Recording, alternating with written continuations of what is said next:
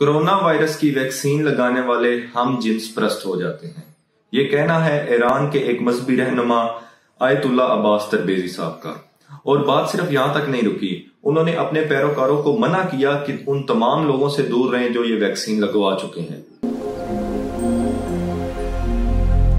अस्सलाम वालेकुम नाजरीन, हेल्थ टॉक की एक और एपिसोड के साथ आपका मेजबान अहमद फराज तारड़। चलते हैं कि पाकिस्तान के सोशल मीडिया ग्रुप्स में क्या सर्कल कर रहा है। मुझे कुछ तस्वीरात आज फॉरवर्ड हुई, मैं सुबह उठा तो मैंने देखा कि उनमें लिखा हुआ था, पोलियो मुहिम के तहत कतरे पिलाने वाले अफराद हों या कोरोना वायरस झूठ दलाली एजेंडे की आड़ में वैक्सीन लगाने की मुहिम हो, हरगिज अपने आप को और अपने बच्चों को इनसे दूर रहें। स्कूल में जाएं और जाकर स्कूल की प्रिंसिपल को मना कर दें कि उनके बच्चों को किसी किस्म के ना तो कतरे पिलाए जाएं, ना टाइफाइड के नाम पर कोई टीका लगाने दिया जाए और ना ही कोरोना वायरस के नाम और वैक्सीन के नाम पर कोई टीका लगाना दिया जाए।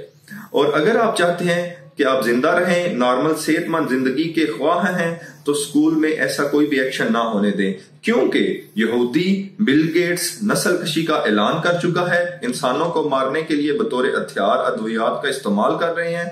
जब ऐसे मैसेज फैलते हैं जो किसी रिलीजियस अथॉरिटी की तरफ से हों या व्हाट्सएप ग्रुप में ऐसी तस्वीरात मल्टीपल टाइम फॉरवर्ड होती हैं और वो आम और सादा लोगों के पास जाती हैं, तो वो उनके जहन पे क्या असरात छोड़ती हैं, वो उनके अंदर शक व शुबहात को मजीद बढ़ा देती हैं और इसके माशरे पर असरात क्या होते हैं। हमने देखा कि किस तरह इन्फेक्शियस डिजीज में हम बहुत पीछे रह चुके हुए हैं। पूरी दुनिया ने पोलियो पर काबू पा लिया हुआ है। 2016 में नाइजीरिया जैसे मुल्क ने भी पोलियो पर काबू पा लिया हुआ है, लेकिन इस वक्त भी पोलियो का वायरस पाकिस्तान और अफगानिस्तान में पाया जाता है। और मैं यहाँ पर आपको बताता चलूं कि जब तक दुनिया में एक भी बच्चा पोलियो वायरस का शिकार होगा तो पूरी दुनिया के बच्चे इस वायरस से महफूज नहीं है, वो इस वायरस के खतरे में लाहक हैं। वो बच्चे आपके बच्चे हो सकते हैं, मेरे बच्चे हो सकते हैं, या दूर किसी जगह पे रहने वाले किसी और इंसान के बच्चे हो सकते हैं, और ये बीमारी हमसे नहीं छोड़ेगी। अब बढ़ते चलते हैं अगली बात की तरफ।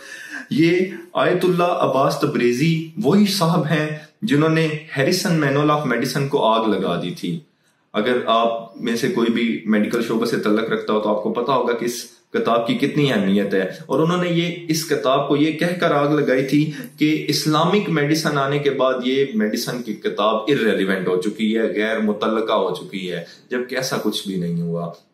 फिर उसके बाद अब आपको समझने की जरूरत होगी, ये जो एक कॉन्सेप्ट बना हुआ है हमारी पूरी पाकिस्तान और इस तरह की थर्ड वर्ल्ड कंट्रीज में कि यहूद नसारा मुसलमानों की नस्ल कशी करना चाह रहे हैं, वो मुसलमानों को इनफर्टाइल करना चाह रहे हैं, बांझपन का शिकार करना चाह रहे हैं, वो मुसलमानों के अंदर कोई चिप फिट करना चाह रहे हैं और इस वैक्सीन के जरिए वो चिप फिट हो सकती है और उसके बाद उनके डाटा का इस्तेमाल करना चाहते हैं।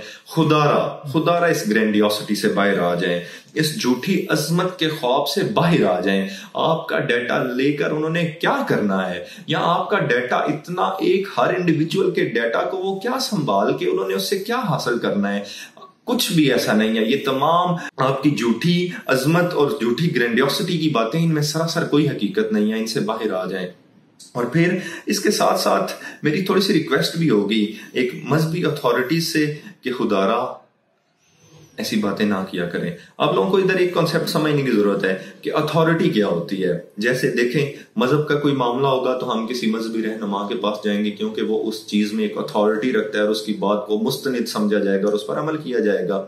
इसी तरह अगर इंजीनियरिंग का कोई मामला होगा तो एक इंजीनियर उसमें अथॉरिटी रखता है। इसी तरह जब साइंस की बारी आती है, जब सेहत की बारी आती है, तो उसकी अथॉरिटी मजहबी रहनुमा या इंजीनियर नहीं है, उसकी अथॉरिटी डॉक्टर्स हैं, उसकी अथॉरिटी साइंटिस्ट हैं, उसकी अथॉरिटी एपिडेमियोलॉजिस्ट हैं, उसकी अथॉरिटी कम्युनिटी मेडिसिन के लोग हैं। उनसे जानिए कि क्या इस वैक्सीन के कुछ फवायद हैं या क्या इसके नुकसान हैं। ये रिलीजियस लोग इसमें कोई अथॉरिटी नहीं रखती, उनकी बात कोई भी वैलिडेशन नहीं रखती। और यही बात मैं न्यूज एजेंसीज के लिए भी करूंगा कि बजाय इसके कि ऐसी किसी भी नॉनसेंस को एक सेंसेशन बना के, एक सेंसेशनल न्यूज बना के पेश किया जाता है और लिखा जाता है, हेडलाइन लिखा जाता है कि कोरोना वायरस की वैक्सीन लगवाने से हम जिन्स परस्त हो जाएंगे, कोविड वैक्सीन मेक पीपल गे, आगे ब्रैकेट में छोटा सा लिख दिया जाता है कि इरानियन क्लरिक ने यह कहा था। खुदारा ऐसी सेंसेशनल न्यूज ना फैलाएं, ये लोगों के अंदर इब्हाम पैदा करती हैं और मिसट्रस्ट पैदा करती हैं। इसके साथ साथ मैं कुछ डाटा भी आप लोगों से शेयर करूंगा कि कितनी ये वैक्सीन महफूज है। इस वक्त पूरी दुनिया में तकरीबन 19 करोड़ 196 मिलियन के करीब लोग वैक्सीन लगवा चुके हुए हैं। और अगर इसमें देखा जाए तो पाकिस्तान में सिर्फ 52,000 वैक्सीन लगी हैं, लेकिन इन 52,000 वैक्सीन लगने के बाद भी कोई adverse side effect, serious adverse side effect नहीं रिपोर्ट किया गया। पाकिस्तान के अंदर 1 करोड़ आबादी इंडिया की जिसको वैक्सीन लगा चुके हुए हैं, 5 लाख आबादी सऊदी अरेबिया की ये वैक्सीन लगा चुकी हुई है, 54 लाख यूएई की आबादी ये वैक्सीन लगवा चुकी है। और वही यहूद जिनको आप समझते हैं कि ये उनका फितना है या वो मुसलमानों को कंट्रोल करना चाह रहे हैं, उनके हर 100 में से 80 अफराद ये वैक्सीन लगवा चुके हुए हैं। पूरी दुनिया इस वैक्सीन को लगवा रही है, चाहे वो मुस्लिम उम्मा हो, चाहे वो यूनाइटेड अरब एमिरेट्स हो, सऊदी अरेबिया हो, चाहे वो यहूद हो, इसराइल हो, चाहे वो यूनाइटेड किंगडम हो, चाहे वो अमेरिका हो। तो खुदारा किसी भी ऐसे फितने से दूर रहें, किसी भी ऐसी बात को, ऐसी खराफात को, ऐसी गलतफहमियों को अपने नजदीक ना आने दें।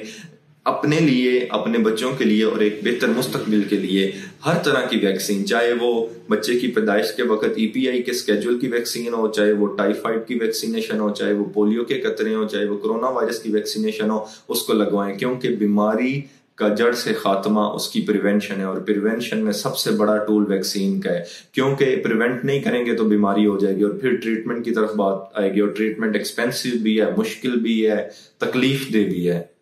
मेरे इस पैगाम को अपने प्यारों तक शेयर करें और एक सेहतमंद माशरा बनाने में हमारी मदद करें। बहुत शुक्रिया। अल्लाह हाफिज।